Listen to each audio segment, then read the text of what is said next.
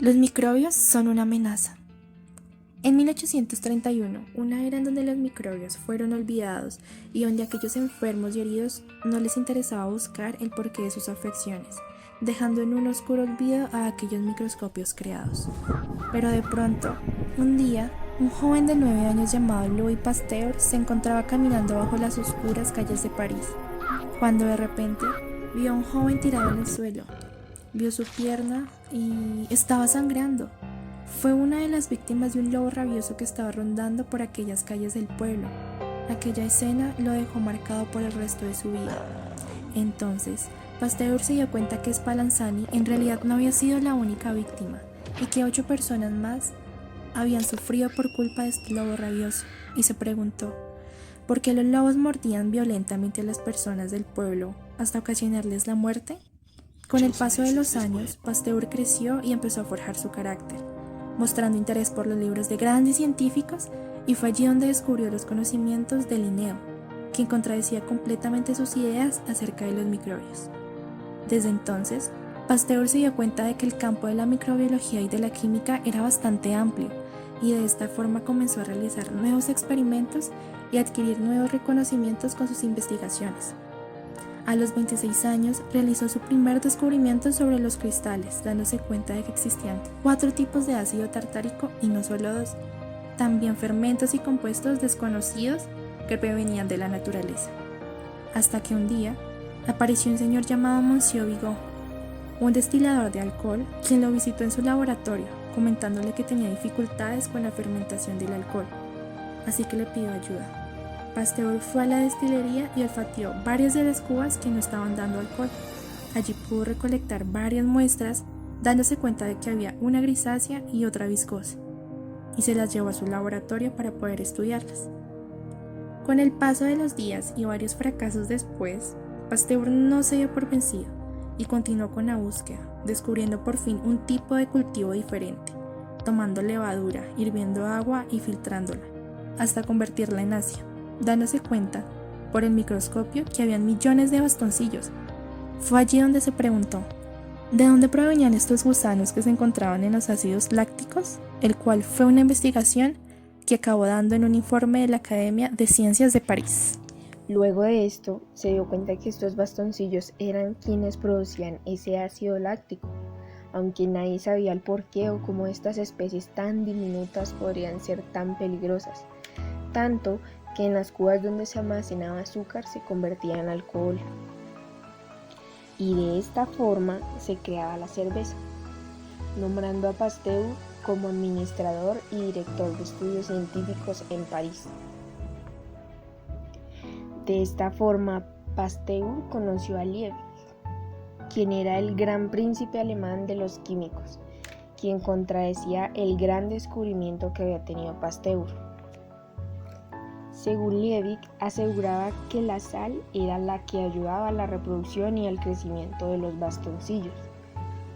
Entonces Pasteur continuó alimentando sus conocimientos trabajando en el mismo experimento, dándose cuenta de que entre más azúcar suministraba a los bastoncillos, más se reproducían.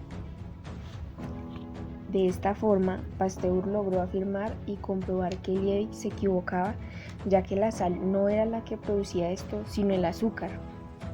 Gracias a esto, su investigación se hizo pública, concediéndole el premio de filosofía, el Nobel Claude Bernard y el reconocimiento en la Academia de Ciencias de París.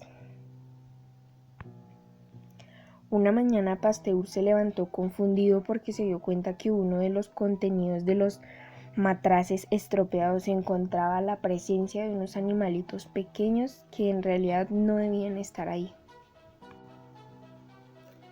Trató de eliminarlos de muchas formas, pero cada vez aparecían más. Un día de pronto se dio cuenta que era una nueva especie, sí, una nueva especie que transformaba el azúcar en ácido butírico. Un día después de observar a los pequeños microorganismos, notó algo raro, algo que era nuevo para él. En una gota habían muchos animalitos moviéndose de un lado a otro. Y por alguna razón, Luis decidió mover un poco el recipiente donde se encontraba y de repente ya nada se movía, todo estaba quieto. Ahí cayó en cuenta de que los mata el aire. Tuvo la seguridad de que había hecho un gran descubrimiento.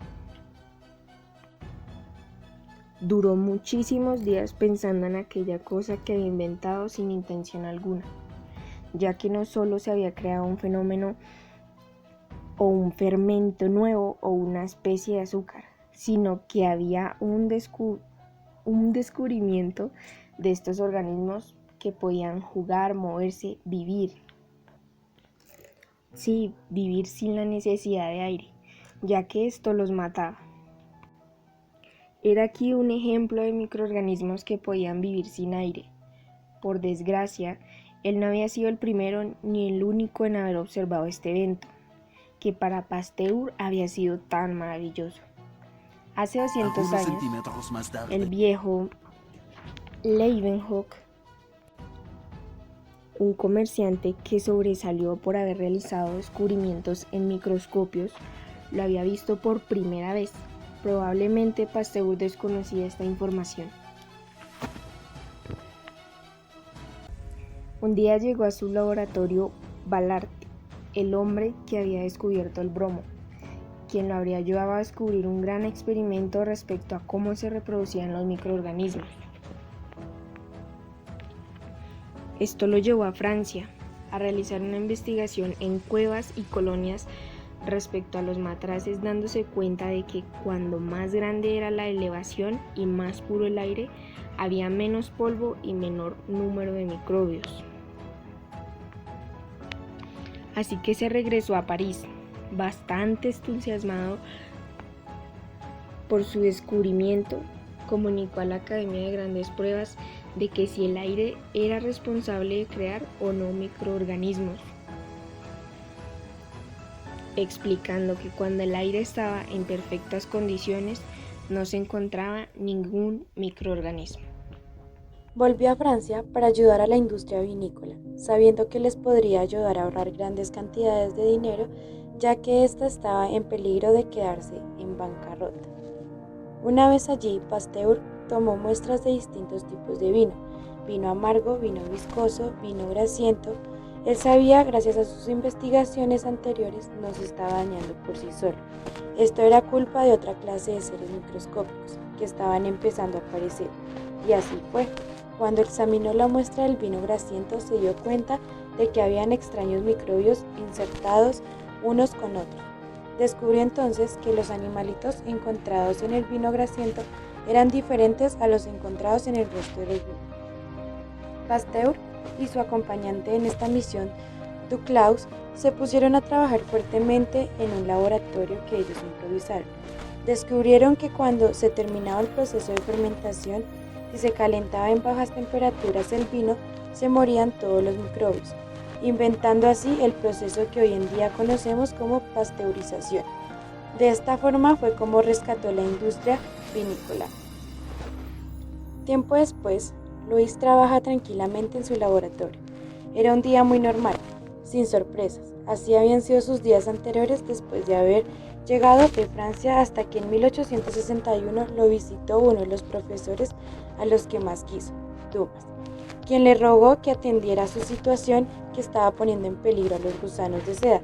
No tuvo más remedio que decirle que sí. Llegó al análisis y allí supo que los gusanos creaban un tipo de capullo en donde al pasar el tiempo de ellos salía una mariposa quien incubaba huevos y de allí salían más gusanos de seda. Los creadores de esta especie se disgustaron ante la ignorancia de Pasteur y le explicaron que la enfermedad que estaba enfermando a los gusanos se llamaba pebrina, causada por unas manchas negras que cubrían a los gusanos enfermos. Después de muchos intentos y ensayos para descubrir el porqué de esta enfermedad, un hombre llamado Guernes fue enviado a estudiar el mismo caso, y Pasteur, ya cansado y agotado por no encontrar respuestas, le comentó a Guernes que intentara lo que él había hecho. Allí descubrió que los glóbulos atacantes de alguna forma estaban vivos y se multiplicaban por todas partes en el cuerpo de las mariposas. Entonces Pasteur se dio cuenta de los glóbulos causantes de la peregrina procedían fuera de los gusanos y que no nacían de su interior. Y entonces, gracias a los descubrimientos de Pasteur, pudo viajar a informarles a los campesinos la manera de cuidar a los gusanos sanos de los enfermos. Días después de este suceso, un ataque de hemorragia puso a Pasteur en las puertas de la muerte, pero cuando se enteró que habían parado las obras de su laboratorio, se mejoró, se levantó furioso y decidió seguir viviendo. Después de unos años quedó paralítico y a pesar de esto emprendió de nuevo su viaje a Francia, peleando indignado el porqué de no haber salvado a los gusanos de seda. Una nueva enfermedad atacó a estos pobrecillos animales. Lo bueno era que Pasteur, ya gracias a su trayectoria, sabía lo que posiblemente estaba ocurriendo. Por lo tanto, el fantástico Louis Pasteur no tardó en descubrir la respuesta de esta nueva plaga.